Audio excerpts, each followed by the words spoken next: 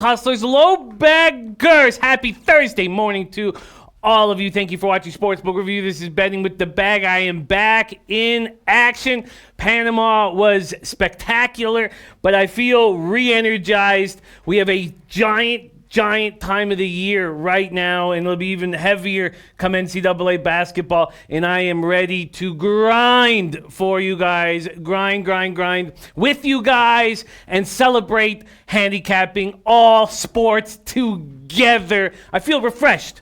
I feel good, and I'm very happy to be back. Big thank you to Ian Cameron and Drew Martin for locking down the hosting spot here while I was gone. Thank you guys so much for having my back. Shout out to all the cappers in the chat. Rem most first in the chat. There's Mook LaFleur and America. And America will be on our late show today, as will Flash. Flash will be joining me live. Bleds W says, my man, Kings Blues over 5.5 cash. I thought quite a lot about that spot, the 5.5 there. Canal Scott AM. The vacation was wonderful. Very fun. Remo said, so strange seeing Warriors as the underdog at home on opening night. That's how we're going to handle things. So we have 3 NBA games on the docket. We're going to start there. Just briefly attack these 3 games.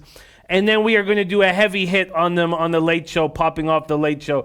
So we are going to start with the 3 NBA games. Then we're going to start working our way through the NHL card. We're going to be joined by Ian Cameron in 27 minutes. So as we start working our way through whatever we haven't hit yet, Ian will help us with. And then NCAA football, NFL football, we will have Teddy Covers joining us right there. There's Amin Rahman, says Redskins to win outright. I told you first, Amin. Wow. That's got some giant balls attached to that play. Sean D, the sweaty butcher, Rye Cape. Scott, is anyone brave enough to take SMU Houston under night? We're going to be talking all about that. There's Ronnie Christie in the house. Kanoskat says a lot of tricky NHL games today, but have no fear. Jimmy returns. I'm thankful to have returned, but I'm not going to start hammering hard just because I was watching. I had NHL Network on my computer, but still coming back, I don't want to make a huge amount of plays on my first day back. But come next week, look, no more breaks, no more vacation. It's time to grind. This is going to be the busiest time of year, so I'm ready to get to work. Manny Sanchez in the house. Yenny Toon said Jimmy back today. He probably hung over, but well-deserved vacation, brother. His co-host did a good job for him, too. Thank you, Yenny Toon. My guy, Yenny Toon. Big Ragu in the house. Serious business.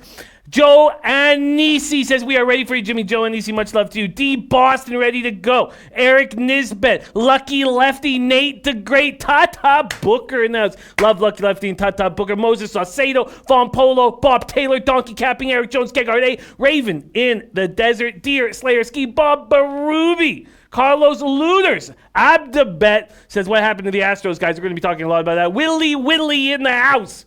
All right, Joey Evang, Nutflush Allen. Thank you, says our boy Jimmy back rocking a sick hat. This was a gift from my friend, my close friend, Nutflush Allen. Thank you, my friend, and I love wearing it. Anil Frank in the house. Okay. Von Polo says Astros are too cocky. They're not humble enough. That's why Washington's taking advantage, and I'm loving every second of it. I hear that. Catered you by Chef Jeff, Jimmy Gomez, Richard Lee, Party Hardy Capping Info. And Tata says, Booker gave me a win last night. Love that. Sergio Rodriguez. Scott said, Ian did a good job. He sure did. He's great. Much love to you, Scott. That means so much to me. It means so much to be back with you guys. Dutch Boy Fresh, Utah, Teal Martinez. Okay, let's get to work. And we'll start with NBA. Now, another thing. So what we're doing in NHL, and I'm just waiting for the sample size to be a little bit bigger, which it pretty much is there. So we'll pretty much start using it. But in NBA, we're going to do the same thing. We're going to have spread, money lines, overs, unders, because we've beaten NBA the last 2 years together, working together here. But again, just like NHL, it's basically the same record. And that kind of consistency is good to see in your capping. But now I've got to figure out how can we do better? And we did better last year than we did the year before. The year before, 2 years ago, was barely over 5. We ended up the season plus 9.82 units. Last year, we were in the teens, plus the teens, which is good. but we need to do better, and we need to find exactly what we're succeeding with and what we're not succeeding with. Like in NHL, I'm undefeated in unders so far this year. Now, I'm not going to make a big deal about it because it's a small sample size, and I don't want that to get in my head. Oh, I can't take an under because I'm undefeated in it. But let's just see what we're excelling at so that we can milk it. All right, let's get to work. We're going to start with the Hawks. Pistons, man, did those Pistons look good. Victor Lou says Clippers roll Jimmy. Joe Rich Ramirez in us. Dad Fan says Redskins are a mess. Lucky Left said miss you, buddy. Hey, man, I missed you guys. And there's Prince of the City. Hope you had a great trip, too. It was wonderful. It was absolutely wonderful. There's Nats. They also went over to Bocas del Toro. It was a lot of fun. Panama was spectacular. All right. Let's get to work. Kanasket said Freddie moved into Jimmy's place while he was gone and had the locks changed. Oh, that's horrifying. Oh, God, that got me. Okay, so I snorted there. That got me. Okay, Ronnie Christie said Jimmy was swept, but our Verlander over 7.5 Ks came through. You're going to have to start tailing me full-time. Ronnie Christie, I would be honored to start tailing you for full-time, especially in baseball, as that was my only win. That was a really bad situation I put myself in, but Verlander did get us, after allowing 4 runs in the first inning, did get us the over 7.5 Ks. There's Lizo in the house. Trading your tone says Clips taking out the Dubs tonight. Okay, let's start with Atlanta-Detroit. Atlanta-Detroit, the total opening up at 222, now down to 221 or 220.5. Detroit opens at 1.5 point favorites, now 1 point favorites. Man, Drummond was an absolute monster last night. The Pacers, it's certain teams look small, and I know the Pacers do have some size, and Sabonis is not it. But, man, Drummond he can look like such a bully. He can look like such a bully out there. And this Pistons team could be nasty. Now, what are they going to look like on the second half of a back-to-back? They did play a lot of their bench. Kennard coming off 30 points in the opener. And no Blake Griffin. He's going to be out at least 5 games due to hamstring knee injuries. Drummond, 32, 23, 4, and 3. It's not – the Pistons are going to be an interesting team. And their addition of Derrick Rose for that second unit is going to help them. They're going to – Kennard isn't an example, but they're going to be a mean team. They're going to be and that's what Casey wants. Casey wants them to be Casey wants to be a tough, mean defensive team, and he could get it. The question in this game is not, beginning of the season, tons of questions. Pistons on the second half of back-to-back, but what are we going to get from these Atlanta Hawks who've made us so much money over the last 2 years? Thank you, Jason Kelly. Much love, my friend. Sam Montezuma, thank you, my friend. Marco Thierry in the house, thank you. Kevin Pine, Skins, Warriors, Stars. Skins, Warriors, Stars. There's Cuban Connect ready to get to work. Sweaty Butcher leaning over 221.5. Al Colgan says straight off the plane from Vegas. Hope you had a good vacation, Al Colgan. I did, and I'm ready to get to work and real focus over the next few months. There's Rod Zawacki in the house. Okay, so we have 3 teams making their debut tonight. 4. All 4. The last 4. The final 4. So we have the Hawks, Bucks, Rockets, and Warriors. But this Hawks team I find extremely interesting. They pick up Evan Turner. They pick up Jabari Parker. We saw what Collins can do more and more and more as he's matured in the NBA. Then we have Trae Young. Trae Young comes in. We have DeAndre Hunter and Cam Reddish adding to this team. This is going to be a fun team. And we've made a lot of money off of them the last 2 years, and I'm wondering if we start making them right now. Yes, Pedro Barboza, my man, I took a couple days off, but I'm ready to get to work. Prince of the City, I thought about you when the Eagles were getting destroyed. I took the over and still lost that by a point and a half. Jay Money says Hawks get the win tonight. Hawks get the win tonight. So in NHL, we know back-to-backs, heavier legs in the beginning of the season, and NBA is the same way, but you'd think that the home opener would juice these Pistons a little bit. Very, very tough. Casano Magic liking Atlanta under 221. Cuban Connect got the over. Is over 112 first half. Bucks, Rockets. We're going to get to that soon. Jason Kelly says this Hawks D is suspect at best. I love Jason Collins, but we know any team that has Trae Young as a point guard is going to be soft defensively on the perimeter and at key spots. Let's take another look. Great to have Jay Money. I've been hearing incredible things about Jay Money's show. I can't wait to watch it myself. Okay, let's go over the depth chart right now. Let's go over the depth chart and talk more about this Hawks team and one of the most exciting teams for me to watch. So we have issues with Huerter, Reddish, and Crab. Let's see how injured these guys are. Huerter, good to go, right knee injury. Missed the entire preseason, so he's going to come off the bench and he'll be held to a 15-minute limit. We're not going to be seeing much of Huerter tonight. Let's take a look at Reddish. How much are we going to see of Reddish also with the injury sign beside him? We'll be in the starting lineup on a 25-minute limit. A 25-minute limit. So we're going to see a little bit more from Reddish. Joe Anisi saying over 5.5 minutes, so did Nashville. We're going to get to that quickly. Scott saying Jay Money doing a great job and has a really nice crew with him. Yeah, we're very, very excited about that show. Everybody here very, very, very excited about that show. And then DeAndre Hunter, DeAndre Bembry. So you have now DeAndre Hunter, we're going to have to see him handle the big bodies that he's going to have in the NBA down low. But we know that Bembry can do it. And then we have John Collins, Jabari Parker. That's a pretty 2-1 a power forward. The big question mark, as always, is going to be, can this team do anything at the 5? And can you trust Alex Len over an extended period of time? All right, we've already heard Jay Money say Hawks get the win tonight. And even with the Pistons on the second half of a back-to-back, I'm hesitant, very hesitant to back the Hawks. Very hesitant. Now, we could take a look at the problem when I was watching. I know that the Pistons had to do whatever they could necessary to get the win in Indiana. But playing Drummond for 41 minutes on the beginning of a back-to-back when you know there's no Blake Griffin is very questionable. Very questionable. Jason Kelly says Jabari Parker and Trae Young. Reddish is a rookie, not exactly stout defending. Jabari Parker is very disappointing defending. No, you're absolutely right. There's no doubt about that. But we know that Jason Collins can do a lot of good things. And Pedro Barbosa says with Jabari at the 4. Actually, the Hawks are in the 8th seed. Pedro Barbosa high on the Hawks. Pedro Barbosa says Collins can play center. He certainly can. He certainly can. And then we're going to have to see if Jabari's going to be able to step up and start playing 35 or 38 minutes a game. Ben Sports says Pistons lose tonight, plain and simple. Too much shooting from Atlanta. Too much shooting from Atlanta. And Rye Cape says passing on Atlanta, Detroit. Interesting. Okay, so I'm going to put a little J Money asterisk beside J dollar sign right there, beside the Hawks. Help me more into our capping. Let's move on to Bucks Rockets. Man, this is exciting. These games are very, very, very exciting. Rockets open up at -2. Pinnacle's taking them down to 1. They're 2 everywhere else. 2 everywhere else. This total opened up at 231.5. It is now at 230. Bucks bringing back 7 of the 9 players to log 1,000 minutes last season.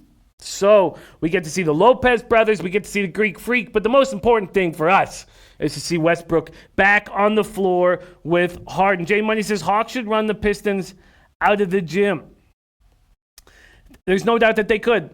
There's no doubt that they could. There's Richie Rich in the house. Jason Kelly says the over 220 looking decent in that Pistons-Hawks game. I actually lean towards the under in this Pistons-Hawks game. I think that the Hawks are going to do whatever they can to speed the pace up, and the Pistons are going to do whatever they can to slow the pace down. So which team is going to be able to control the pace the best? Probably the home team, probably the better team, and even that is up in the air. So we will talk more about it. There's Mally Mal in the house. Nice to see you, Mally Mal. Richard Lee liking Hawks first quarter. See, I think on the first half of a back-to-back this early in the season, the Pistons could come out firing early. But that was a very tough game against the Pacers last night. All right, let's go back to Bucks Rockets. What are we going to see from the Bucks and the Rockets? My goodness. Mally Mouse says, who got Ottawa money line last night? That was a wild game against the Red Wings, man. Disappointed that those Red Wings didn't step up once they tied it up at 2, but I was off that game, so it didn't hurt my wallet. So we have Milwaukee, Houston. We have the beginning of the Harden-Westbrook team that's going to be extremely dangerous. I mean, you have Houston bringing everybody back and then adding Westbrook is very, very, very dangerous. Ben Sports 24/7 says Harden and Westbrook are going to be smoking hot tonight. Giannis will get his, but won't be enough to get the win. Carlos Bro says Rockets going to need to create chemistry to start out. Take the Bucks. Jose Ruiz, Bucks max bet. Wow, Bucks max bet. Mally Mouse is Irving bugged out last night. I hate watching Irving turn it on whenever he chooses. It's very tough to be a fan or the fan of whatever team he plays for to know that he can turn it on whenever he wants. And if you were a Boston fan, you watched him mail it in too much last year. All right.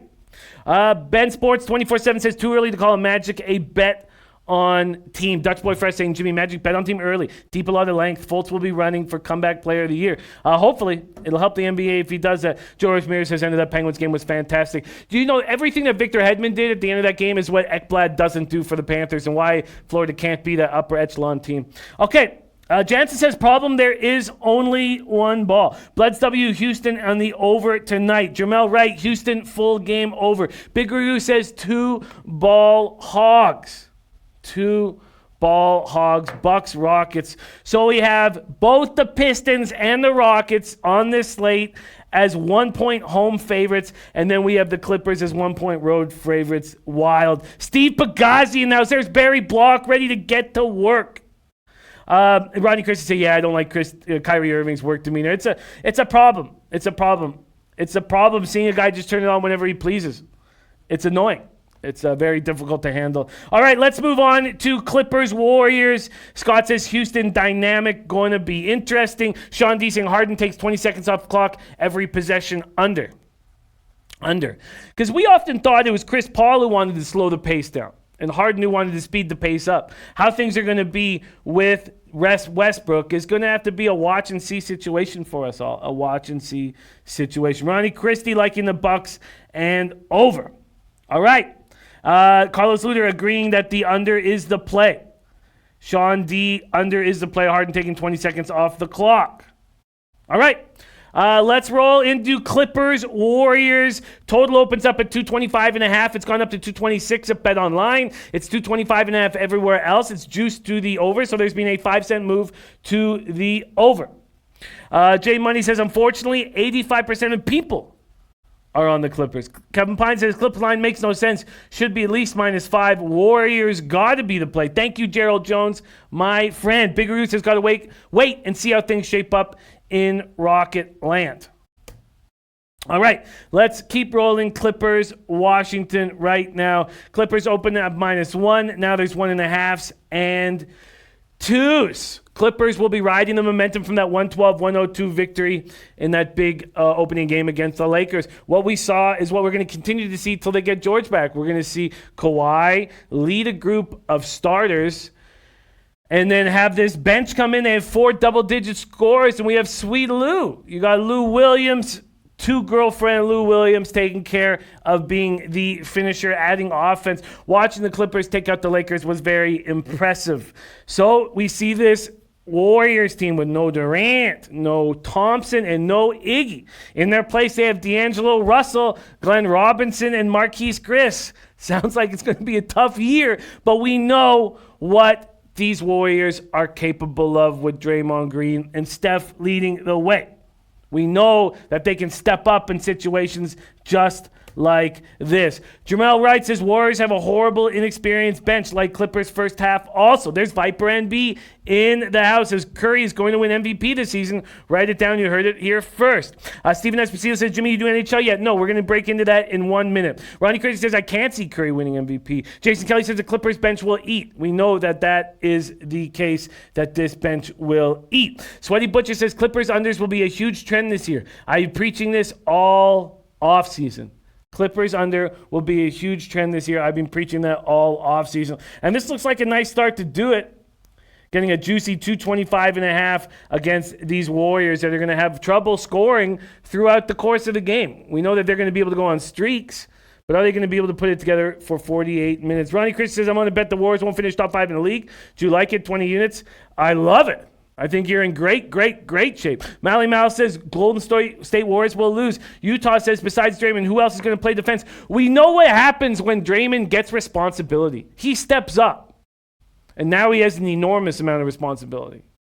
And I expect him to step up. Unbelievable. LA Golden State first half under 118 is what I'm looking at. James says Clippers cover. Mally Mal, Beverly Dogs. This is a high total. I just see this as a very, very high total. Let's take a look at this new look Golden State Warriors depth chart very quickly, and then we'll move on to NHL. This new look Golden State Warriors depth chart. Man. So you have Curry and D'Angelo Russell, so you know they're going to score, but can they defend? Wow, 1-2, Curry, Russell. Then Robinson, who's banged up. You have Draymond Green, and then Looney, Stein, and Chris at the 5. 95% sure that Looney's right hamstring will hold up, but if his hamstring is an issue, Looney's not going to play more than 25 minutes. And then you have Cauley Stein, who I had big hopes for in this league, who has disappointed me. Cutting and dunking at about 80% will not be in the lineup. Willie Cauley-Stein will not be playing. And then you have Marquise Chris, another disappointment. Man, did I love this kid coming out of Washington. Was I excited about it. Infected toe, probable to play. How are the Warriors, who already have a weak bench, going to do anything with all these injuries? That's the question. The under has to be the look here. I don't see how the under couldn't be the look. There's Anthony Mastronardi in the house. The under has to be the look. There's my guy, Big E. How could the under... There's Matt Randall in the house. How could the under not be the look? I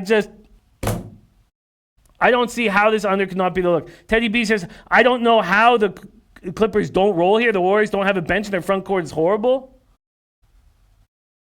Joe Lacari saying Stein out. The under just has to be the spot. Has to be the spot. All right. Do I make my first move of the year on the under? Jason Kelly liking Lou Will over 19.5 points. Ronnie Chris said, I want Clippers, but it worries me that Leonard will not play with the controlled workload theory. I'm sure Clippers will do it with Kawhi like T.O. did. And Carlos Lulia says the under is the best play in the NBA tonight. Sweaty Butch says that's the play. Golden State Warriors team total under is a play too. There's Noli knows. My first play of the season, under 226. I'm getting it at Bet Online. Under 226 in Clippers, Warriors. Under 226 at minus 110. There we go. Book it. My first play of the year is in. Bob Ruby on the under as well. Reagan Anthony says, what's the roster on the Clippers tonight? It's exactly what we saw.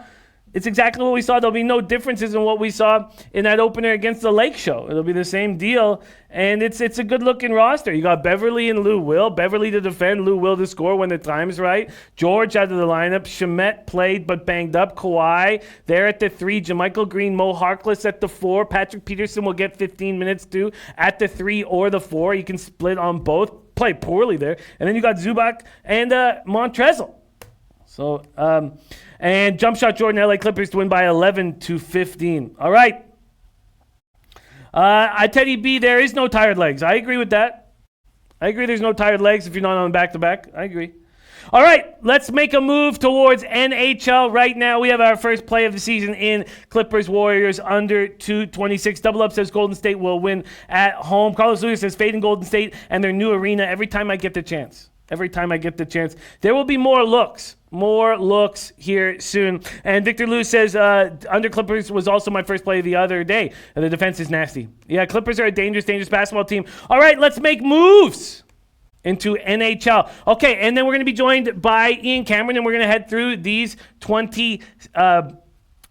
games. We're going to have 6 minutes of just me, and then 20 minutes of myself and Ian Cameron. I've not made any moves, but why don't we start with this Panthers game, because I am interested in the over in the Panthers game. And what's holding me back is this continued weak offense from the Flames.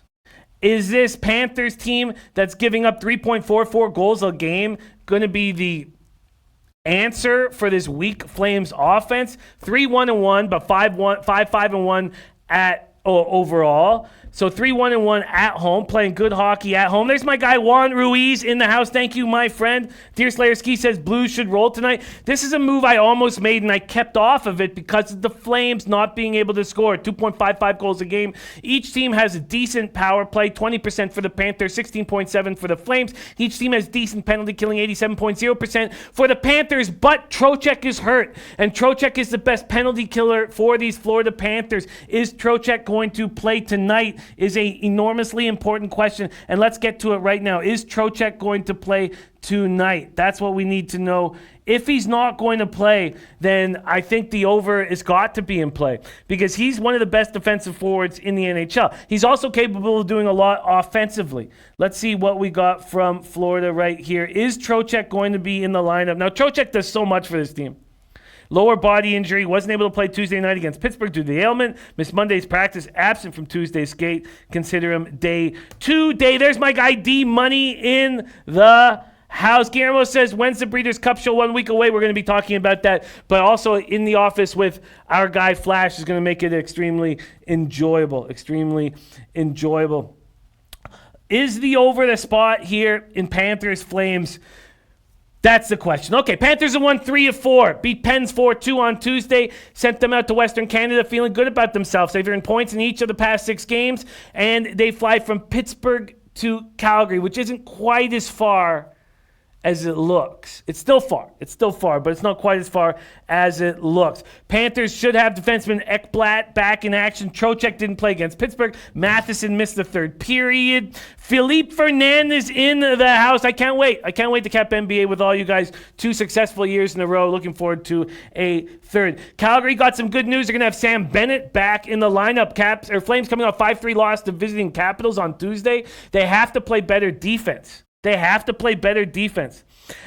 Licari says it's 6 now. By game time, it will be 6.5. I was staring at this all day. And if Trocheck is hurt, they're not going to want to put him too much time on the PK. I'm going to jump in on the over 6 right now. My first look on this card. Over 6, I'm getting minus 115 at 5 dimes. Over 6, I guess I needed to talk it out. But without Matheson, with Ekblad playing hurt, with Trocheck being questionable, that means the Panthers have to score goals. They go in, Mouse's Calgary scored more than 3, I believe, one time. But Pittsburgh wants to play low-scoring hockey. And the Panthers were able to put up 4 against that team. I think they'll be able to do it here. Ronnie Chris said this over worries me though, just because Calgary's the only team to not score more than 3 goals this year. Their offense isn't the same this year. All their scoring is from the top line and Tkachuk. I do understand this. SoCal resellers, everything was wonderful in Panama. Everything was glorious. Bookie Lover Q in the house says, Jimmy, welcome back, Killing NBA. I'm very excited about the season after 2 great years we've had in a row working together. I just feel like it's screaming. This is a perfect team for the Flames to start scoring with. And they're going to have to score. They can't play D. They're going to have to score. And Matheson's hurt. Ekblad's hurt. Trocheck's hurt. And this Panthers team put up 4 goals without those guys against the Penguins, who you know want to play D. Okay, that's my first look on the card. We're going to have Babano joining us shortly. Double Up says, fade the Panthers. Who's going to score for them? Oh, God, fade the Panthers. I mean, look at this Panthers team is got spectacular offense. You know, Barkov, Huberdeau, Hoffman, that's who's going to score for them. Dadonov. The scoring is the least of their concerns here, at least in my breakdown of this team. That's the least of the concerns. Ronnie Chris says, yeah, my bad. Calgary scored 5 against the Wings the other day. Okay. See, perfect. Rye Cape says, I love the over in Buffalo today. All right, let's start rocking through these games. We'll start with that spot here. The Sabres, Rangers, Hutton versus Lundqvist. Let me know if that changes. Hutton, character guy, starting out the year very well. Manny Sanchez says, fade the Rangers, but the Rangers, like they often do with the Capitals. Now, I know that didn't come through. The Capitals beat the Rangers 5-2, but this Rangers team plays the Sabres team tough. New York 6-1 last 7 meetings with the Sabres. Sabres scoring 3.7 goals per game, allowing just 2.4. 30.8% power play. Both teams' penalty killing is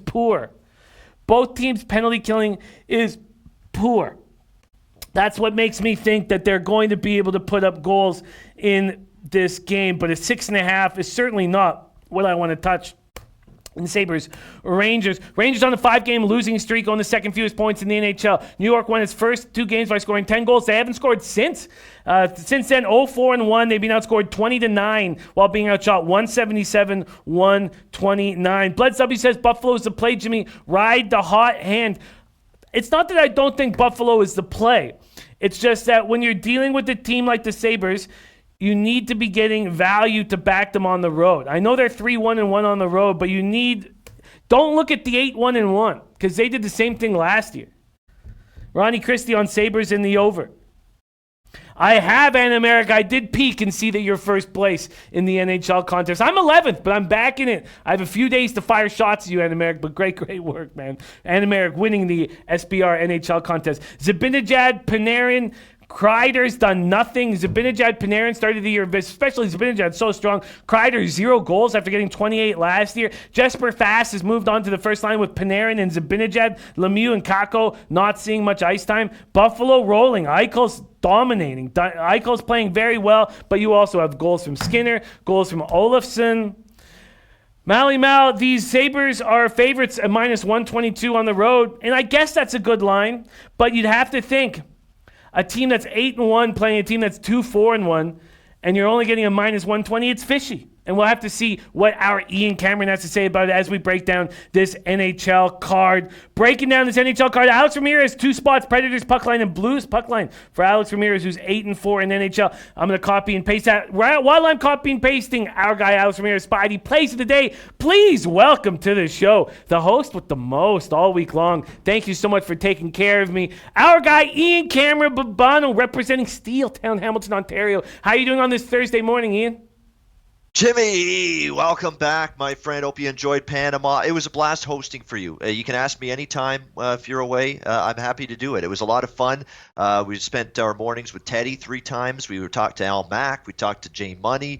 We talked to Parlay Poppy as guests on the show throughout the week. So happy to fill in, but really glad you're back. I still prefer being in the guest chair rather than the host chair. So let's get after this Thursday card, buddy. Let's get after it, my friend. And all I've heard were rave reviews for your work. So thank you so much for all your help. I've talked NBA. I need help on this NHL card. I've already made one move, but let's start breaking down some of the games I haven't broken down yet. And we just finished breaking down the Sabres Rangers. Sabres just minus 122 if you want to back them, a total at 6.5. Rangers have won 6 of the last 7 meetings and always play the Sabres tough. An 8-1-1 team, and you're only getting minus 120. Oh, man. Ian Cameron, you got to look for Sabres Rangers? Here's the quote from David Quinn, the Rangers head coach. Our guys are fragile right now. We panic with the puck. We're not managing the puck. That has to be fixed. That's not a team I'm backing, period. That's not a team I'm backing, period. They're 0-4-1 in the last 5 games. They've been awful defensively. The goaltending from Lundqvist and Georgiev has been shoddy at best. This team is not putting up the goals we thought they would after getting Panarin in the offseason. Capo Kakko, 2nd overall pick. I can't find him with a telescope on the ice in most games. 1 goal so far this season for him. Not good. And all Buffalo has done is pad my wallet this season. I've been on Buffalo many, many times. I took them in both games against San Jose. They won both of those games. Underdog price at San Jose, hosting San Jose Tuesday. Ralph Kruger, great story, great article I read the other day, and it made me like this Buffalo team even more. They had an article saying Ralph Kruger, when he got hired by the Sabres, went individually to every player and did a little meeting, a lunch meeting, a dinner meeting with the players.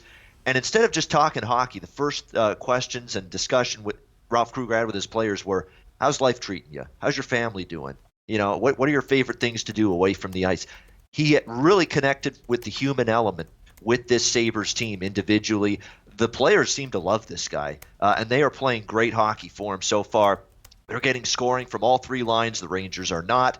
The Sabres are getting solid play from their defense. I think Jake McCabe's a better defenseman this year. I think Rasmus Dahlin's a better defenseman this year. I think Rasmus Ristolainen's a better defenseman this year. I like that they got Colin Miller from the Vegas Golden Knights. He's insulated that blue line very nicely. And, of course, Carter Hutton, what can you say? 6-0 on the season, hasn't lost a game yet. And even if Linus Ullmark starts tonight, he hasn't been that bad either. It's Buffalo or nothing for me. In fact, I did lay the $1.20 with Buffalo and actually use that as my play of the day on the SBR video I do 3 days a week with Adam Booth talking NHL. I really like this Buffalo side. They've been good to me, and I think they can be good to me again tonight. I agree. It's Sabres or nothing, and I'm not going to make a move at this point on the Sabres. What do you think about this total at 6.5? Yeah, it's tricky. Coming into the season, I thought the New York Rangers would be an over team.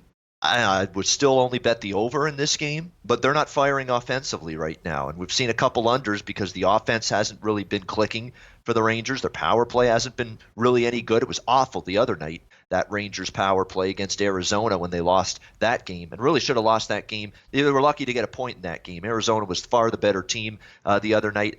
But again, defensively, this team's struggling. The Sabres are putting up goals. I'm in no rush to bet a Ranger game under, but their offensive, doldrums so far and underachieving at that end of the ice makes me a little concerned about the over. I'd lean over, but I'm probably just going to bet the side here in this game. I actually have a lean towards the under, but I don't know if I'm going to make a move on it. I think that a 6.5 here, the Rangers are going to go. The Rangers aren't scoring, and they know that they have to play strong defensively to succeed in tonight's game. But I'm going to make them wait before I make a move on there. But nice breakdown. Let's move on to what I think is very, very appealing game. Sharks, Habs. Looks like Jones, Kincaid. I got Kincaid here, so that can't be. It's not going to be. Sorry, I don't know why I say it looks like Jones, Kincaid. That's on daily fantasy. We're going to talk more about, figure out if that will be Kincaid in net tonight. Canadiens 3.67 goals per game, 3.22 allowed. Sharks 2.67 goals per game, 3.56 allowed. 21.9% power play, 90.6% penalty killing. I expect wins to start coming their way. Will they come here? We have San Jose opening up as a dog. There's been a 6-cent move towards the Habs, a bigger dog now for the Sharks. Habs at minus 125. There's been a 2-cent move to the under 6.5. Ian Cameron, Sharks, Habs. Yeah, there are teams that if you're going to say they're in a good spot, they're in a bounce-back spot. Maybe that's the case here for the San Jose Sharks, back-to-back losses to the aforementioned Buffalo Sabres. But there are just some teams that I have no interest backing. Regardless of good spot, bad spot, San Jose is one of those teams. I said they'd miss the playoffs before the season started. I don't like much of what I see from this hockey team overall. They look slow. They look out of place. Their offense has been stagnant. I don't think they have the forward depth they used to. Losing Joe Pavelski in the offseason is a leadership component gone, is a great two-way player component gone. They don't have as much forward depth. I don't like the defensive play at times from this team, which I don't think is as good as it's been in years past. I don't like Brent Burns. It can sometimes be victimized defensively. He's a good skater, great shot and all that, moves the puck well. Same with Carlson, but very, very erratic in their own zone, make mistakes. Brendan Dillon, the same thing. And then making matters worse tonight for San Jose is you got Farmer in the Dell in net for the San Jose Sharks tonight. Aaron Dell, that's not a guy I have any trust or faith in. He's been mediocre at best every time he's been in between the pipes for San Jose. Yeah, this is Montreal or pass for me. I'm probably going to pass. I don't, minus 130 is not the best price you could think of with Montreal, but I'd much rather have the Habs here than the Sharks. Gallagher, Deneau, and Tatar. Beginning of the year, I was like, I don't know how these guys can step up as a number one line in the NHL, and I've underestimated them again. Another year of underestimating them. 23 points in 9 games. They're +7 altogether. Gallagher, 33 goals last year. Tatar, 25. Deneau, 12 with +17. They're doing it. They're stepping up. They're stepping up in ways that I did not expect them to. And the Canadiens beat the Blues 5-2 Saturday, lost 4-3 Sunday to Minnesota Wild. They're a fresh team, and they could pounce on these Sharks. But I just don't want to take them as a favorite ever this year, especially against a team like the Sharks. And Carlson made a bunch of statements about how this is not enough, what the Sharks are giving him, not enough what the Sharks are giving their fans and each other, and called out everybody on the team. We'll see if that makes a difference here. Manny Sanchez under 6.5 is the play. Even that, I'm hesitant if we have Dell in net. Let's move on to Coyotes, Islanders.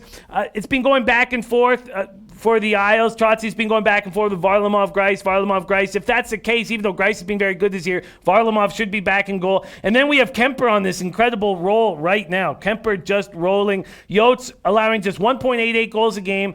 And their penalty killing down to 79.2. It was best in the league last year, but their power play 25.9%. Islanders 2.5 goals per game, 2.5 goals allowed. These are 2 of the 3 teams entering on a 4-game winning streak. The Coyotes have trailed just once during their streak, so they're playing very good hockey. But the whole play that's been so incredible for us last 2 years of fading these Western Conference teams when they come to Long Island is changed. Now they're not in the Barclays Center. I need that sleepy Barclays Center to make a move. Coyotes, Islanders opening up at minus 118. There's been a 3-cent move to the Coyotes. This total opened up at 5.5. It's now at 5. Coyotes, Islanders, Babano. Yeah, how often do you see that, Jimmy? 5. on a total in an NHL game. It's a rare sight these days. These are two teams playing well. I mean, I'm not stepping in front of Arizona. I can tell you that right now. This would be an Arizona or pass spot for me, but I think I'll pass because I do like what the Islanders are doing. They do play well at home for the most part. They're playing great defensively. So is Arizona. And, of course, Darcy Kemper. He's just keeping up what he did last year. Remember, Antti Raanta was hurt early in the season, and then all Darcy Kemper did was play tremendous hockey in between the pipes in the second half of the season and almost got Arizona into the playoffs. That close, the Coyotes, from getting into the playoffs. They made a great run at it, fell just short, ran out of games, ran out of racetrack, so to speak, to use a horse racing term. But unfortunately, it just fell short. And they're playing good this year. And now they're finally getting some offense, this Arizona team. Their power play's been a little bit better. Stepan, Kessel are starting to find the back of the net a little bit for this Coyotes team. You know, I am high on Arizona. I've been higher on Arizona the last 2 years, maybe more than a lot of other NHL bettors and handicappers. So I'm not looking for spots and reasons to fade them. But I respect what the Islanders are doing. So I'm going to pass, but I would lean a little to Arizona. My problem with Arizona will continue to be a lack of toughness. But other parts of their game are sound, even with Halmerson out.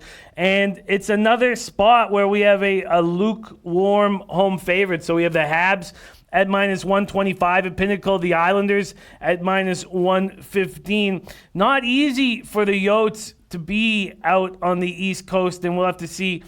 We'll have to, I do have a slight lean towards the Islanders, but they've not been helping me at home, although they've turned it around. They're now 3-2-0 at home. Okay, so let's roll into, and I've not made a move there. Let's move into this Hurricanes Blue Jackets interesting spot. Corpusalo looks like he's taking the reins as a starting goalie in Columbus. Jackets are looking to get their point streak to go to 5 games. The Carolina Hurricanes did not look good on that Western trip, but they've now had 5 days off, high-tempo practices. Brindamore expects a lot out of them, but here we go, a lukewarm road favorite, just like the Sabres, almost the exact same line, minus 122 at Pinnacle. What do you think of Canes Jackets, Babano? Yeah, I'm going to get on Carolina here. I think it's a great spot. I think they're the better of these two teams still. Columbus, give them credit. They battled. They work hard. I'm still not a huge fan of this Jackets team overall. I did cash with them the other night against Toronto. I faded Toronto in that tough sandwich spot in between the 2 games against Boston, a spot that usually the Leafs falter in, and they did indeed falter in it again the other night, losing as a big favorite at home to Columbus Monday night. But Columbus was a little fortunate to win that game, took advantage of some Leafs mistakes. I like this spot for Carolina. You're right. Rod Brindamore's read his team the riot act after the way they played in San Jose, Anaheim, the last couple games of that West Coast swing. Remember, they started it with a win against LA, but that was it. They didn't play as well after that. They've had some practice time, which is rare, Jimmy, on a road trip. It's rare teams find time to get practices in, to work on things, to improve and tweak some things. Carolina got that time. I expect to see Carolina's A game, and if they bring their A game, I think it's better than Columbus. So I like Carolina here as a road shot. It makes sense. That breakdown makes sense. Let's move on to Kings Blues. I'm going to make some more moves, but do need some more time with some of these spots. Kings Blues looks like Quick Biddington. Looks like Quick has stepped up now, which you got to expect a vet like Quick to not just fall apart completely here. And they keep saying, McClellan and the boys in LA keep saying, we believe in Quick. We trust Quick. 3.78 goals allowed for the Kings as a squad. Just 11.1% power play. But Kopitar playing much better this year than he did last year. And Quick has stopped 49 of his last 52 shots. Kings opened the season by losing 5 of their first 7. But now they beat the Flames 4-1 at home. And the Jets 3-2 on the road to start this road trip. Tarasenko rolling because Schen's rolling. Shen 6 goals in 9 games after not scoring a 6-goal last season until the 26th game. Kings Blues, this total at 5.5, opened at 6. And the Blues opened at minus 202. There's been a 27-cent move towards these LA Kings. Babano, Kings Blues.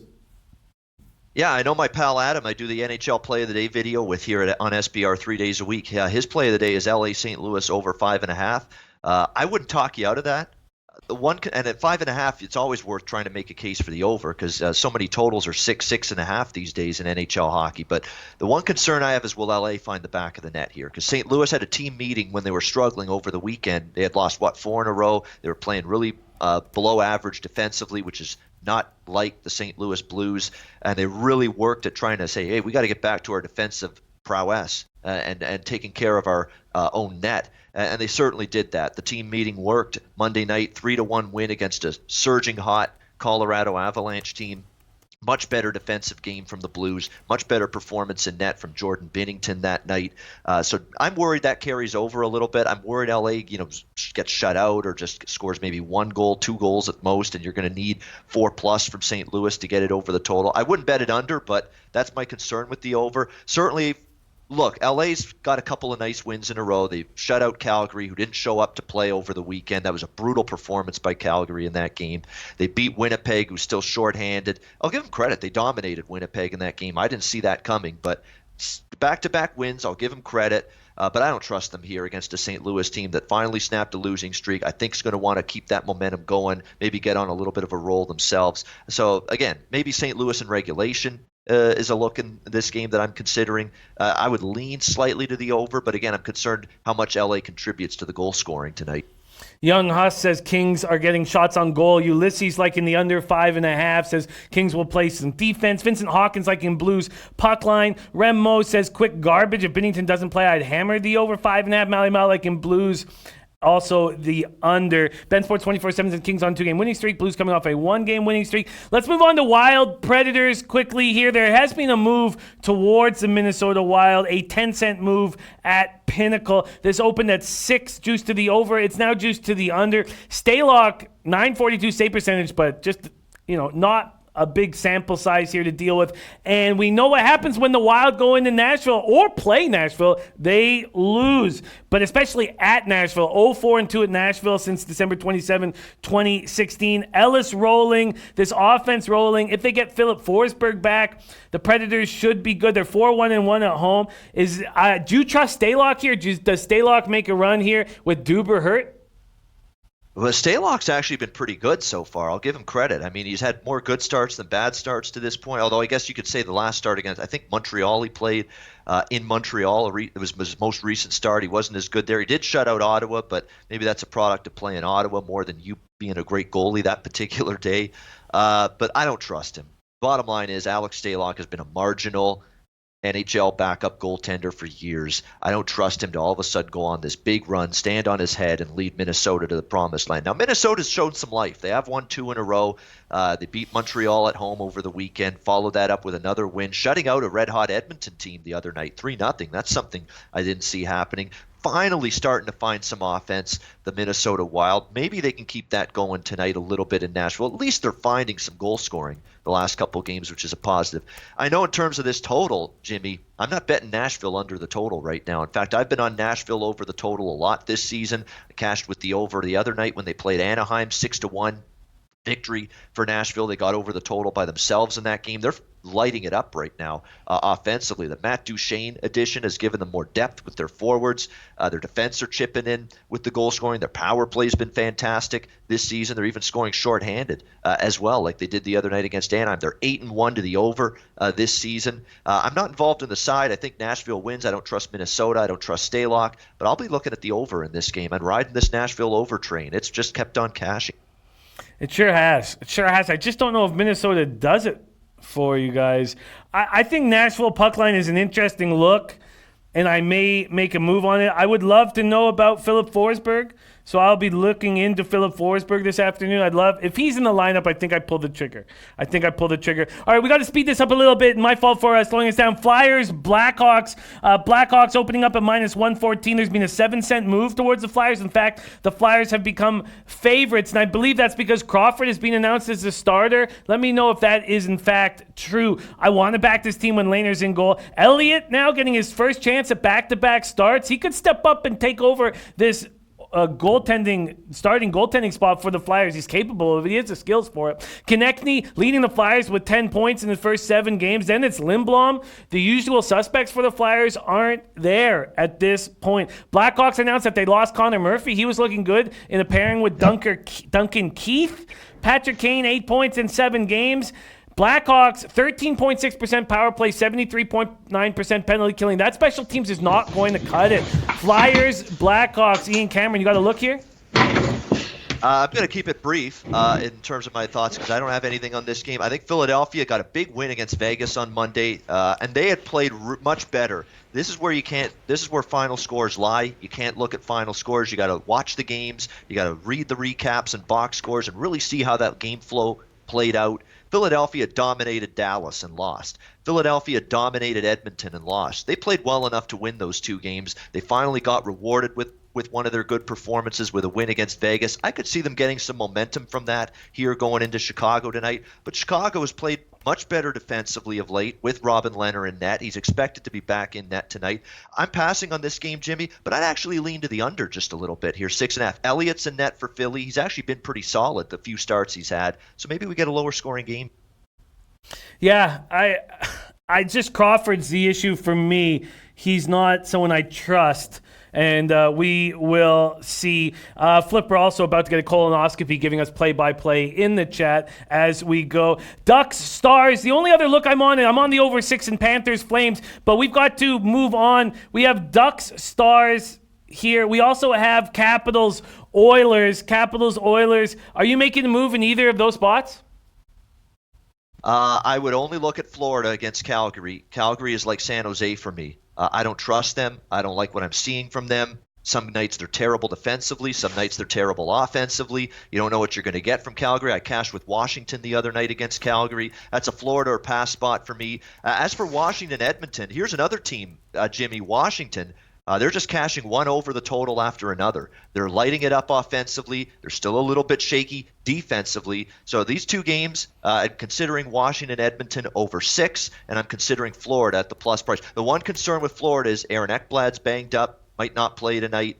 Vincent Trocheck might not play tonight for Florida. They might be a little short-handed, but I don't want Calgary right now. That's not a team in sync and any kind of rhythm right now. And I almost held off taking the over, but with Trocheck and Ekblad out, I feel like this is a situation for Calgary to score some goals, and we know the Panthers are able to. I am on the over 6, so that's the only play I have locked in right now. But I will lock in more in the late show, especially if Philip Forsberg is announced in the lineup. Okay, we've got to make moves, my friend. Babano, do you have a play on this big college football spot, SMU Houston, before we move over to Teddy Covers? Yeah, I mean, I'm on the side and total here. I laid SMU and took the over in this game. SMU 7-0 to the over this season. They've scored 40-plus points in all but one game, 37 or more in every game. Houston's not stopping this team. I've seen this offense. They go rapid fire fast. Shane Buechele's been incredible. They can run the football. They're balanced. They go quick. Houston's defense, I don't trust to get many stops at all tonight. The question is, can Clayton Tune and the Cougars score? I think they can. I think they'll put up something anyway. But I think SMU will do a majority of the damage. We know Houston was an ugly performance in a game against UConn last week, barely escaped with a win. That team may be packing it in, so that's the concern here. But I've been on SMU over a bunch. I'm not going to get off that train until I lose at this point. So give me SMU laying the points. And I think SMU will win big. I could see 3 touchdowns or more, and I do think we'll see points. Chance of some light rain tonight in Houston, but I looked at the forecast. A lot of the worst part of the rain is going to be later in the game. I think it's just going to be a couple showers earlier in the game, so I don't think it's going to be huge problems from the weather perspective. So SMU and over for me, Jimmy. SMU and over from Babano. Babano, thank you so much for joining us and just rave reviews, you hosting this show. So thank you from bottom of my heart. Thank you so much for looking after me while I was out of action. Much love to you, my friend. Follow this man on Twitter at Babano, giving us NHL looks, NCAA football looks, and doing a spectacular job hosting. Thank you so much, my friend. Enjoy your evening.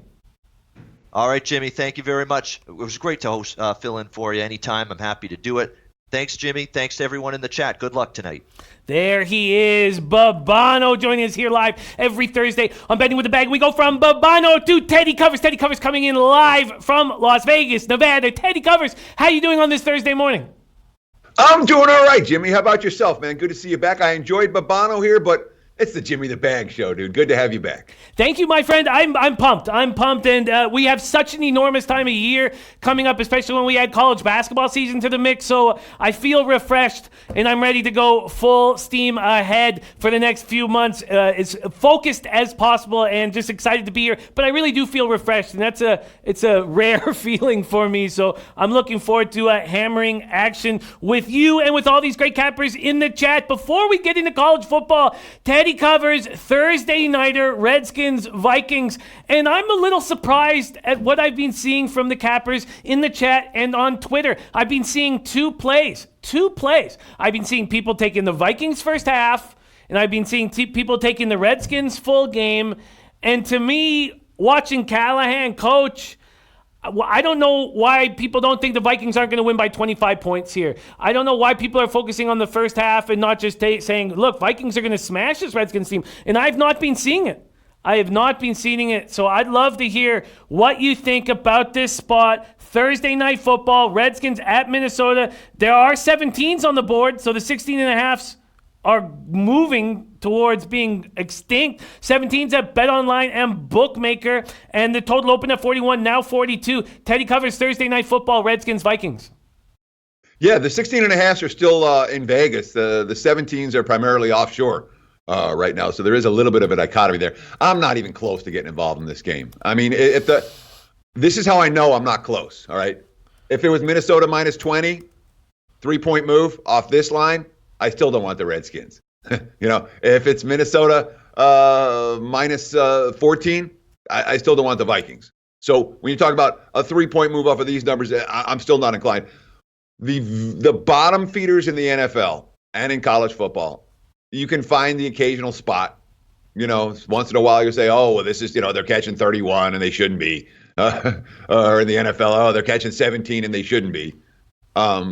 But in this instance, they probably should be. Washington is a bad team on both sides of the football. They're not a squad.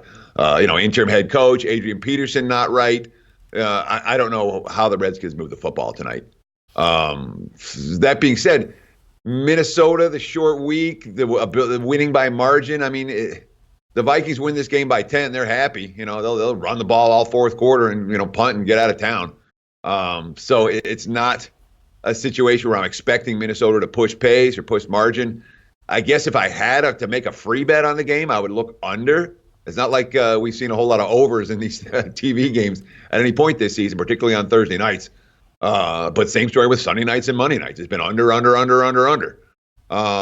And I don't trust Washington to score, and I don't look at Minnesota to run the football, to run up the score. So the slightest of leans towards the under here. But, I'm involved in NBA tonight. I'm involved in college football. The NFL game, not particularly attractive for this bettor.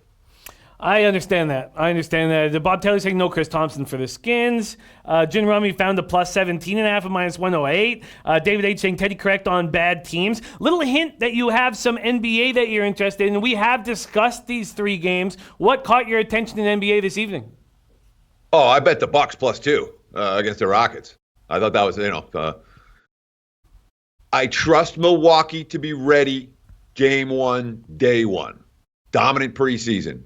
7 of their top 9 contributors back from last year. I trust Milwaukee. I like Milwaukee on the road. I like Milwaukee catching points. Houston has most of their key pieces back, but the piece that changed is a pretty big piece. When you're talking about, okay, now it's Russell Westbrook handling the basketball and Russell Westbrook running the offense. And we've seen from D'Antoni often enough now, he doesn't have his team ready. They're not ready for game one. I bet against them last year, game one, easy. I bet against them for the first month last year, and it was pretty easy. I'll bet against the Rockets tonight. I think Milwaukee wins the game. I'm very excited to watch it. And we hammer NBA hard on this show, and 2 consecutive winning years with everybody working together. And but the same, I know that it's important to have consistency with your records, and we were up barely year one. I was down here 9.82 units. Last year we got plus teens. So we're moving in the right direction, but I want more. So I'm excited, very excited to hear that you're going to be hammering NBA with us. Steve says, please thank Teddy for the Brooklyn over last night. So Steve giving love to Teddy Covers. Tom Ricci, thank you, my friend. And is that your only look on the NBA card? That's the only thing I played tonight. It was the only thing I was really close to playing tonight. I don't know what the Warriors are going to. I mean, of all the teams in the NBA, I was really excited to see Oklahoma City last night because I could not picture in my mind what the Thunder were going to look like, and they actually looked pretty good. They looked better than I thought they were going to. I upped. I put a power rating for Oklahoma City, like, okay, I think they might be around here, and I upped it after last night, even though they lost. But the other team that I'm like, what the heck is this team going to look like? Are the Warriors. I don't know what the Warriors are going to look like. I wouldn't be surprised they win by 20. I wouldn't be surprised if they lose by 20. That's a team that is watch and learn, not a team that I'm coming to the season like, oh, I know exactly what I'm going to do with Golden State. I don't. And Detroit, Atlanta, in general, I want to be betting against teams on their very first back-to-back of the season. Just the first one. But that first back-to-back teams come, especially coming off a win. So in general, yeah, it'd be Atlanta plus here. The problem is my numbers don't show it. I was talking about the Hawks, the team I want to be betting on, not at +1, +1.5 in Detroit. I was, at +3.5 or 4, I probably would have been interested in Atlanta here. This point spread is, I'm not looking to force plays the first week of the season. It's all right. Let's see if my opinion's right on the Hawks as being a bet on squad. But there's certainly no need to go. This is of all, we talk about baseball as a marathon, not a sprint. NBA is the ultimate marathon, not a sprint, because the season lasts longer than the baseball season. So it's to me, it's for week one, game one. If you miss a bet, you're going to get 15 more tries with that team before the markets catch up. It's not a sport where the markets adjust very quickly after the first few games. So that's all I played. I didn't like the number for Atlanta. I have no idea what to expect with Golden State. So all I have tonight in my pocket is Milwaukee plus the deuce. Milwaukee plus the deuce. Very interesting. I'm very excited to be hammering NBA with you all season long. We have a couple questions from the chat. I'm going to have to switch gears quickly. Because Lehner has been announced as a starting goaltender for the Blackhawks, and we know what Elliott's doing right now. The Flyers are having a tough time scoring, and I'm putting my perfect record of unders in NHL this season on the line by taking the under 6.5.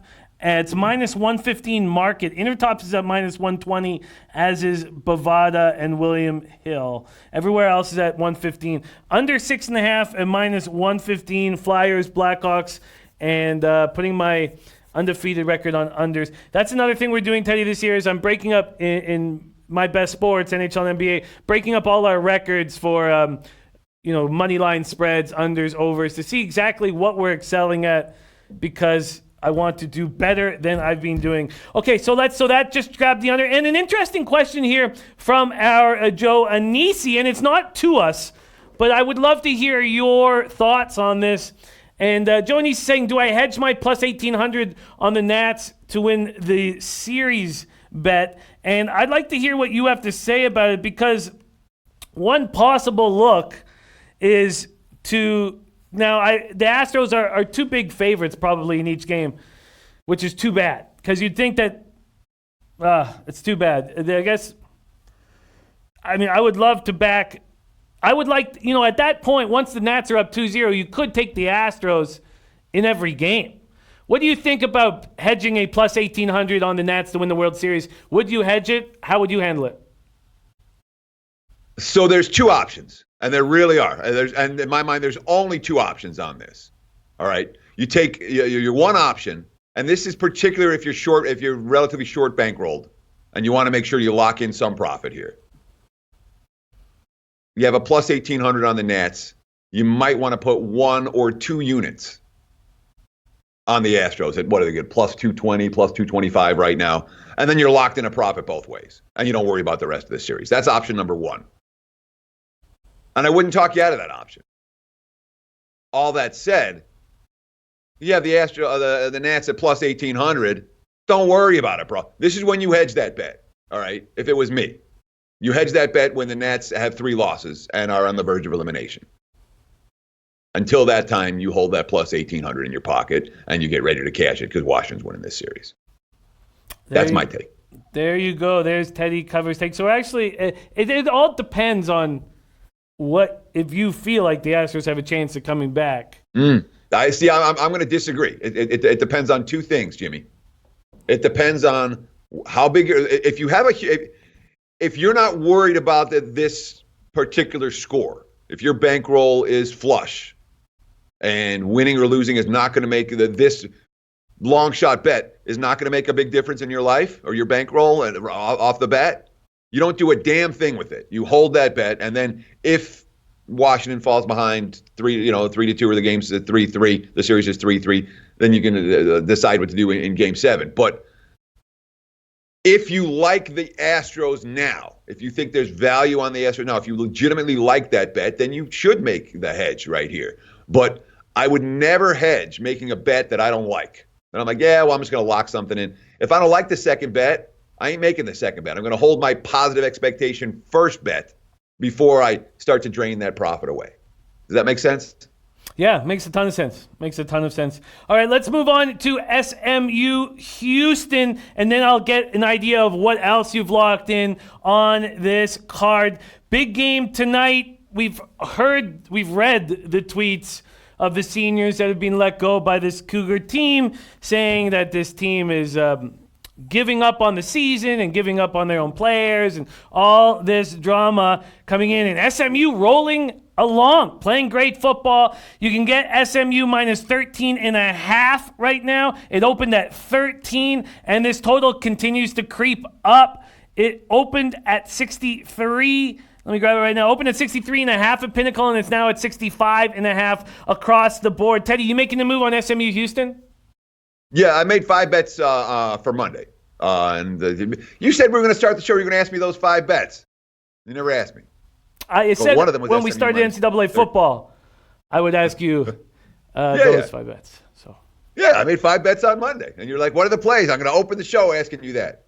So I wrote, but one of those bets was SMU minus 13.5, which looked brilliant when the line went to 14.5, and now doesn't look quite so brilliant as the lines come back to 13.5. The line moved based on the quarterback situation for Houston. There was some concern that they were going to be down to the third and fourth stringers, a true frosh in Holgerson's son, and then the other kid who can't throw at all but is a Wildcat quarterback. But now it looks like the second stringer, Toon, is going to be able to play. That's why the money's come on the Cougars, and it does make their offense better.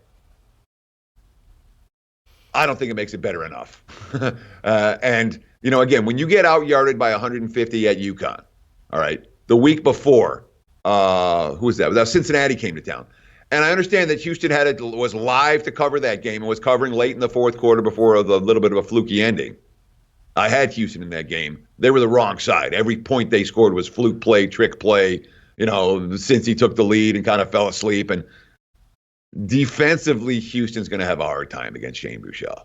And I don't look at this offense as being an offense that can trade points with SMU right now. So for me, it was, plain and simple. SMU gets a chance to show their stuff on national TV. They're going to do it. Mustangs minus 13.5. That was my take. And it's the same as Babano's here. Same as Babano's. Interesting. Yeah, so it got to 14.5, didn't it, here at Pinnacle? Wow. Okay. And what are people seeing with Houston? Why are people backing them with all the drama that's going on in the locker room? What could be an argument for the other side? Well, so the money that's coming, it was open 13.5, bet up to 14.5, bet back down to 13.5. The money coming for Houston is all about the quarterback. There was a significant concern that they were going to be down to, Holgerson's son is not a capable quarterback yet. He's not. And the other kid, he really can't throw a lick. He's a heck of a runner. They can run out of the Wildcat, but I don't know if that works against this defense. But the money coming on the Cougs is certainly quarterback related. The other case that you can make for Houston is this is an SMU team. All of a sudden, the pressure's on them, the bullseye's on them, the spotlight's on them. And it's not a team that's used to being in these situations. And many times teams crash and burn as the pressure ratchets, throughout October into November. So you can make a case for Houston in that regard, that SMU is just not, the program's not at this caliber to be withstanding the spotlight. And that's reasonable. I just think the other side of that, when I grade out these two teams, SMU's a heck of a lot better than Houston. And right now, they're not a team I have any interest in stepping in front of. Agreed. Both guys on SMU minus 13.5. I think I may pull the trigger with you guys. What were your other looks on Monday, Teddy? So I played betting number 170, Iowa State minus 8.5. That number got bet up right away. I haven't done anything with it since. I bet number 187, Texas +1. That number too has moved fairly significantly. At +3, I might get off it. I don't know that I'm going to. I bet betting number 191, Virginia -3. It looked brilliant. It went up to 3.5, and now it's back down to 3 at a lot of places. I still like the Cavs. That's one of the better bets that I've seen this week. And I took Arizona State -2.5, betting number 209. I am officially off that bet. I put UCLA +4 in my pocket this morning. So I've got the 3 and the 4 working for me middle-wise. And that was one that the more I rethought and the more I was reading, there might be a spark here from UCLA. What we saw last week where the team, outperformed their season-long ATS by a wide margin. That was a team coming off a bye, looking at the second half of the campaign, saying we can still do something. And as this team came on Arizona State, I got more and more reluctant on that wager. I wouldn't be surprised if UCLA gives them a game. So I bet Arizona State early. I'm off of it now with UCLA, and hopefully serve my purposes very well if that game lands 3 or 4. I hope the Sun Devils win, but it's close. I made one additional wager this morning, and that is Charlotte, North Texas, over 63.5, betting number 197, 198. Charlotte's defense against North Texas offense, that's a mismatch. And I don't see the Mean Green stopping the 49ers on the ground either. So I really see this as there's going to be big plays in this game. There's going to be touchdowns, not field goals in this game. That's one that has stood out to me from a total standpoint. And I haven't done it yet, but I'm probably I expect to pull the trigger on Western Kentucky this morning. +5.5 still available at Marshall. Reading the quotes from that team, that's a confident football team right now. Marshall needs to run to win, and no one's running on Western Kentucky right now. That's an elite defense by CUSA standards. So I expect to be on Western plus the points. Hilltoppers plus the points. That's the bet. Again, I haven't made it yet, but I'll have it this morning. That'll be in my pocket. All right, locking this all in. Raven in the Desert liking Charlotte plus the points in that spot against North Texas. What do you think of a side there?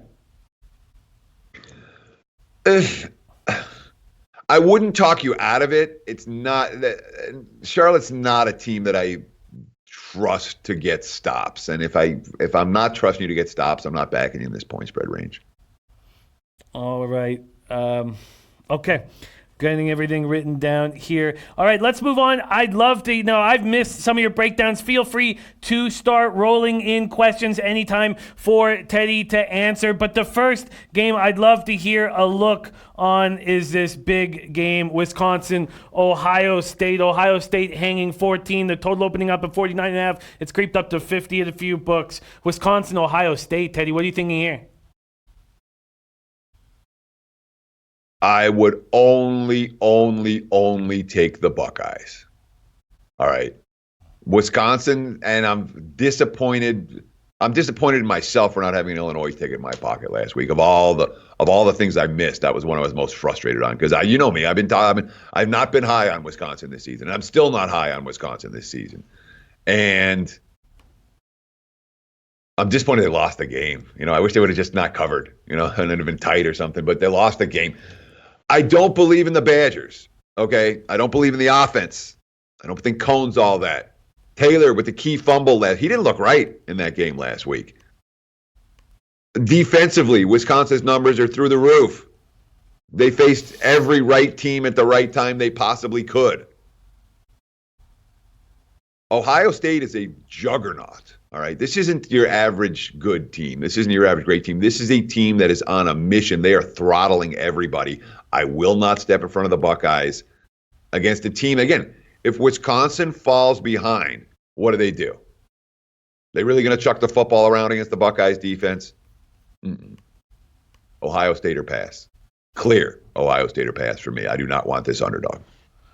Ohio State or pass. We have questions rolling in. Tommy Bolt. Teddy, what are your thoughts on Auburn, LSU. LSU opening up at -11. Now there's 10.5s and 10s. This total opening up at 58.5, now 59.5. Teddy covers. Teddy, Auburn, LSU.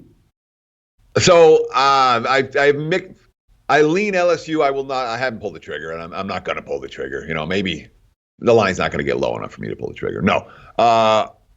Auburn's a really good defense to be catching double digits. And this is one game where LSU is not going to have a dominant showing in the trenches. Auburn's every bit as good as LSU, offensive and defensive lines. So Burrow might be under pressure this week. And Burrow's had a clean pocket all year. And that's the key to the handicap. If Burrow's got a clean pocket, Auburn's in trouble because there's no way Auburn's trading points with LSU.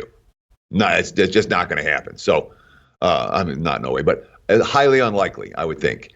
And when I watched Auburn, I understand they won at A&M. Nick didn't play well. The Florida game stands out to me for Auburn, where they just, the offense just couldn't get it done, and the defense eventually wore down.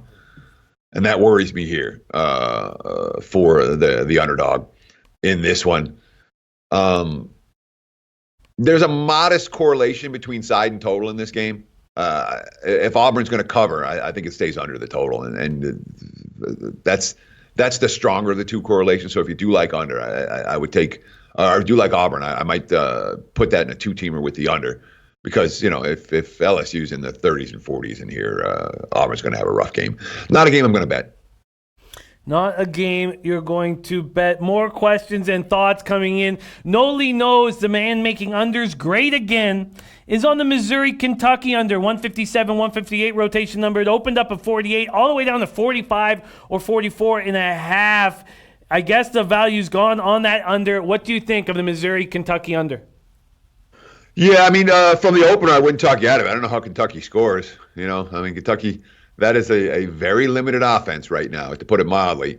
And Missouri's, Kelly Bryant has been very comfortable playing in Columbia. He's looked very awkward outside of Columbia, on several occasions. So conceptually, it makes a ton of sense to me. The problem, of course, that Missouri's going to play with pace. And if Missouri plays with pace, there's a chance they could rout this squad, but I wouldn't talk you out of it. Not a bet that I'm making. Questions coming in from Dutch Boy Fresh, amongst others, says, can you ask Teddy about Notre Dame, Michigan? Total opened up at 48.5, now up to 51 or 51.5, or 52 at Heritage. Michigan opening up as favorites, -2.5, and now the Irish at -1. Teddy, Notre Dame, Michigan.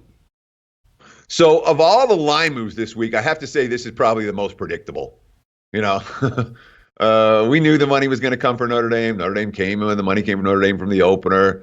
The money has continued to show for the Fighting Irish, and you can understand it. And obviously, given Michigan's struggles as they try to step up in class, it's certainly, I can understand all the Irish money.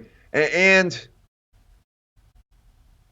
given that this has not been a series where there's been any kind of home field advantage, you can look long term, Michigan, Notre Dame. There's no home field edge in this series, so it's not like the big house brings anything special for the Wolverines this weekend. And yet, even though Michigan lost last week, they showed me they were down 21-0 on their way to another ass kicking like they had at Wisconsin, and they dug deep. And they fought back, and they rallied, and they had a chance to win the game. Didn't get it done, but they had a chance, and that's something that we haven't seen. And that's, I talked earlier in the week about how I didn't want Nevada. We're talking about Nevada against Wyoming, and I'm like, when a team quits once, it's not the first quit, it's the second quit that tells you that they're dead, and then you don't want them as big dogs against anyone. So Michigan had the bad game against Wisconsin. The fact that they didn't react the same way to adversity this time, to me, is a bet-on sign. And honestly, it's time for Michigan to beat a top team. I think they're as good as the Notre Dame. If I had to play it, I'd probably take the Wolverines plus. But I'm no rush. It's been nothing but Notre Dame money. But I'm not going to play this game. Someone's going to win this game by a field goal at the end, and that's just how it feels to me. Fun game to watch, tough one to bet on. Moses Saucedo, our guy Moses, asking about San Jose State Army 111-112. Army opening up at -10, now 9s and 9.5s. And this total has shot up from 50.5. It's now at 54 at Heritage, U Wager, and Bookmaker. San Jose State Army, Teddy. Yes, I can understand the move to the over because one would think that San Jose should have some success throwing the football in this ballgame.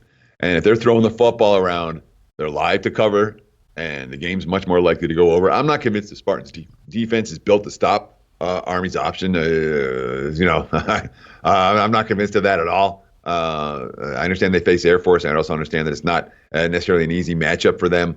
Army's been, they've been burning their backers' money in recent weeks after that hot start.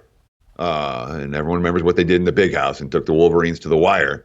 Since that time, they've been consistent money losers. And, a lot of it,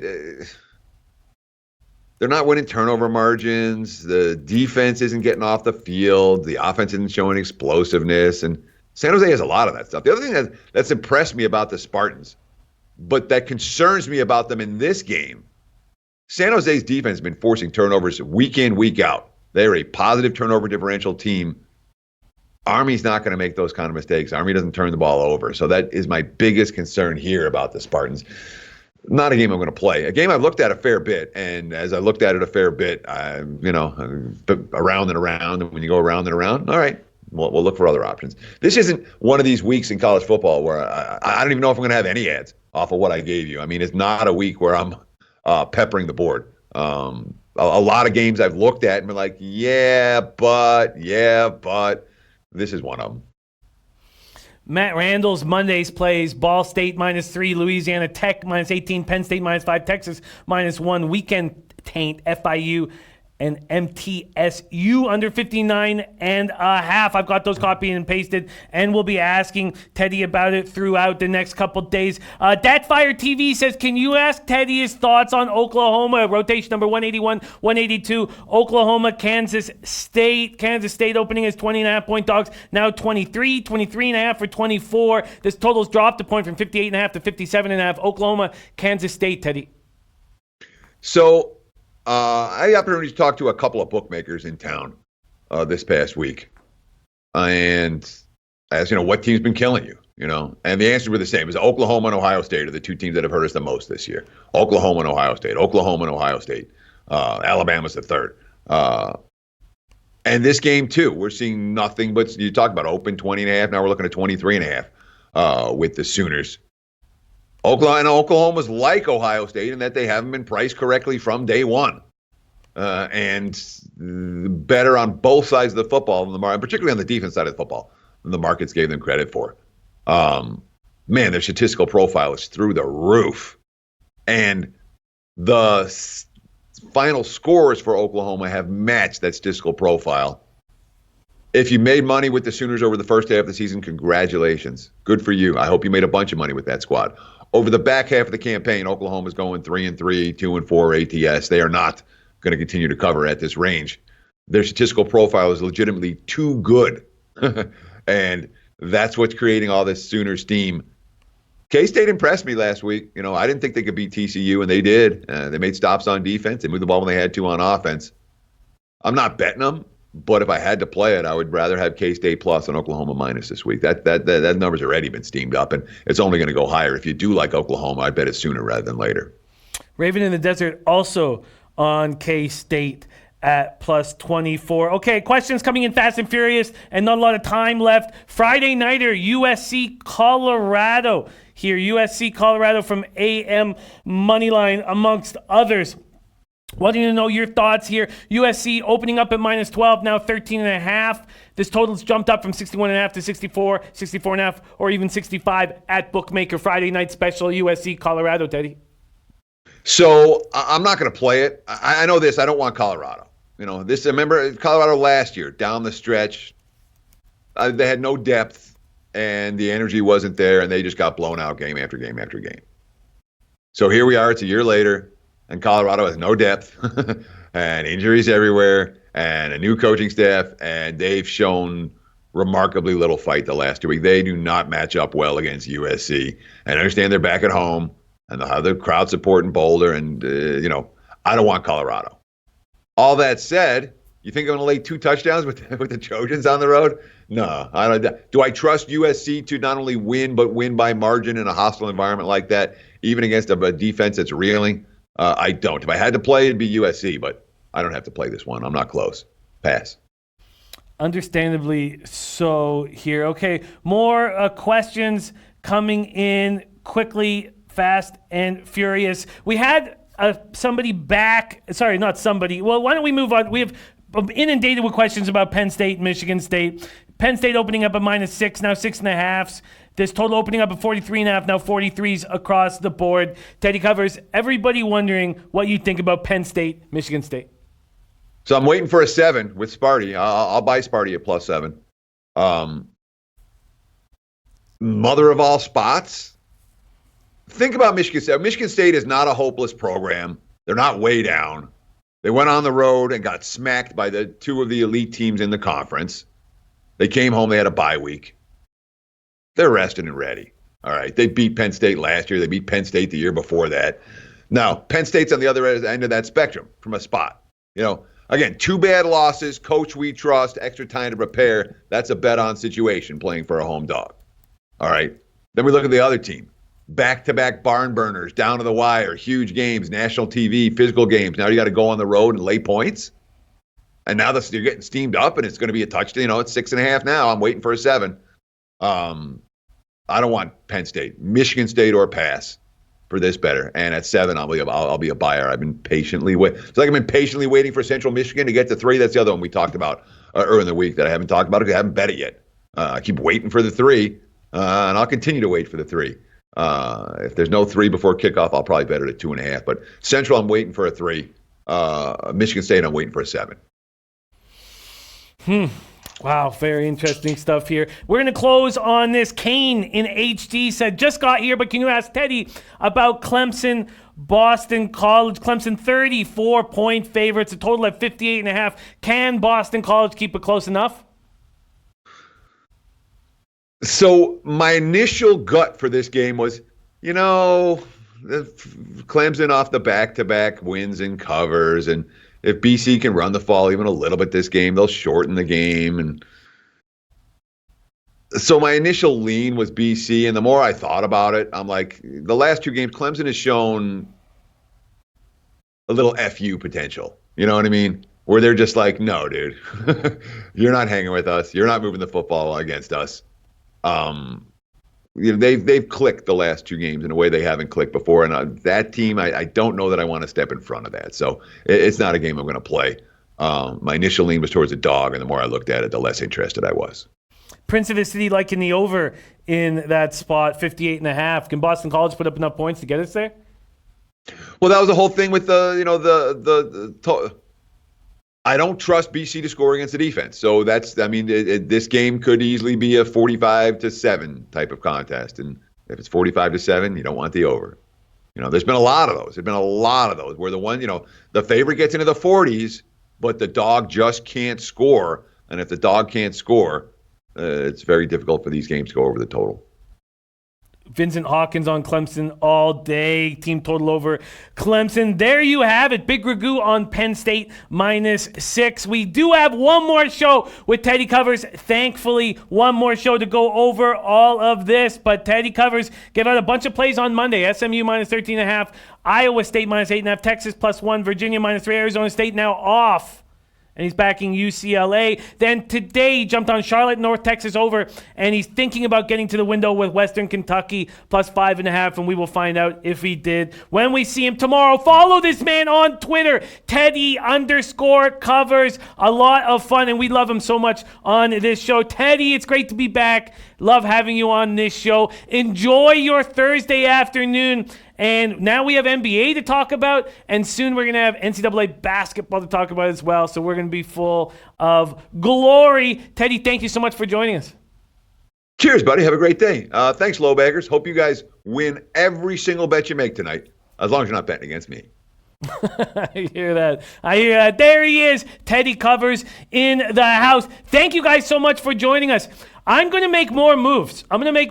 Right now, the only thing I'm on is the under 226 at minus 110. I thought about making a move on SMU, but man, Gas Station Sushi, our guy Gas Station Sushi, liking the Houston plus 14 max bet certainly gave me some pause to think about this a little bit longer. I'm on the under 226 minus 110 Clippers Warriors. I have made 2 moves in NHL, and if Philip Forsberg gets the green light, I'll make a third. I'm not backing the Sabres at this appealing line at minus 120 at this point. All I'm on right now, and the Hurricanes are a possibility to jump on, but right now I'm on the under 6.5. I like that very much. Flyers, Blackhawks, putting my perfect record of unders in NHL so far this year on the line. And I'm on the over 6 in Florida, Calgary. Over 6 on Florida, Calgary. There's Joe Anisi in the house. Says, work, play of the day, over 5.5. Minnesota, Nashville. I will see you guys soon. We have a packed late show. Flash will be on live and in person here in the studio. And we're going to have Anna Merrick breaking down UFC. It's great to be back with you guys. David H. liking Teddy's pick on the Bucks. Ulysses Hayes also on Houston. Picasso, the Prophet, thank you for joining us. Flipper, be safe. Be safe in that room. And good luck. And take a before and after picture. But most importantly, I'm back, baby. Leche, hey, los bookmakers.